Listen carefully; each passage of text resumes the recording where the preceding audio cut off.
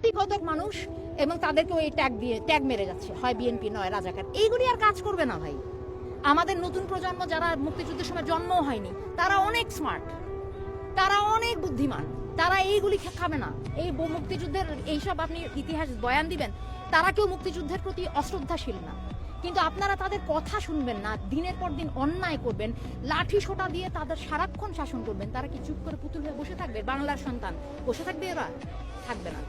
শুধু বনাম রাজাকার, এইটা হচ্ছে এদের পলিটিক্যাল একটা চাল। এটা দিয়ে এরা সব সময় মানুষকে ভাগ করে রাখে, এটা দিয়ে এরা চুপ করায় রাখে। এই খেলাই তারা খেলে যাচ্ছে মাসের পর মাস, বছরের পর বছর, যুগের পর যুগ। এবং এই জিনিসটাকে আপনারা হতে দেন। আপনারা মনে একটা ন্যায্য অধিকারের কথা জিজ্ঞেস করব, তখন বলে দেয় রাজাকার। এই যে কথাটা বলে, এই ব্যাস, কেউ রাজাকার তকমা চায় না। আমি তো চাই না, আমার দেশ অনেক কষ্ট করে স্বাধীন হয়, কে চায় এরা তকমা পেতে? কিন্তু এটাকে ব্যবহার করা হয়। এই ব্যবহারের হাতটাকে এবার এই ছাত্ররা মুছড়ে দেওয়ার চেষ্টা করলো, এবং আমার মনে হয় বাংলাদেশের মানুষেরও এটা মুছড়ে দেওয়া উচিত। তারা এটা হতে পারে না যে স্বাধীনতা যুদ্ধ ৭১-এই শেষ।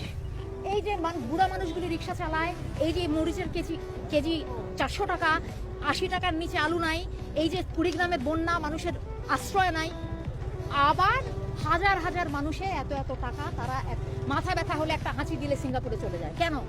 আপনি ঢাকা মেডিকেল কলেজে এসে মন্ত্রীদের উচিত বাধ্যতামূলকভাবে সবাইকে ঢাকা মেডিকেলে চিকিৎসা করতে হবে, সব মন্ত্রীদেরকে ঢাকা মেডিকেলে চিকিৎসা করতে হবে। আপনারা দেশের বাইরে যেতে পারবেন না যতদিন পর্যন্ত যে কোনো মানুষের ওই চিকিৎসার সুবিধা না আসবে। আপনারা দেশের বাইরে কেন যান চিকিৎসা করতে? সাধারণ মানুষকে না দিয়ে আপনারা কেন আপনাদের ছেলেমেয়েদেরকে বিদেশে পড়তে পাঠান? কেন পাঠান? বিদেশে পড়তে পাঠান কেন? আপনাদের ছেলেমেয়েরা বিদেশে পড়তে যায় কেন? আর আমাদের দেশের ছেলেমেয়েদের এই অবস্থা কেন? ঠিক করেন। এই প্রশ্ন আপনারা করেন। আজকে ছাত্ররা কোনো কিছুর পরোয়া না করে রাস্তায় নেমে আসছে। সাধারণ মানুষের উচিত এই সুযোগটা নেওয়া, তাদের উচিত এটাকে লুফে নেওয়া। তাদের মনের কথা অনেকে ভয়ে বলতে পারে না। এটা ভয়ের বাংলাদেশ হতে পারে না। জয়ের বাংলা ভয়ের বাংলা কেন হবে? হ্যাঁ, জয়ের বাংলা ভয়ের বাংলা হওয়াটা ঠিক হয়নি।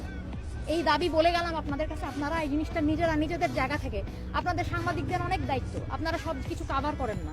কিভাবে করে মানুষ বুঝবে কি করে, মানুষ জানবে কি করে কি হচ্ছে না হচ্ছে? বলতে হবে তো।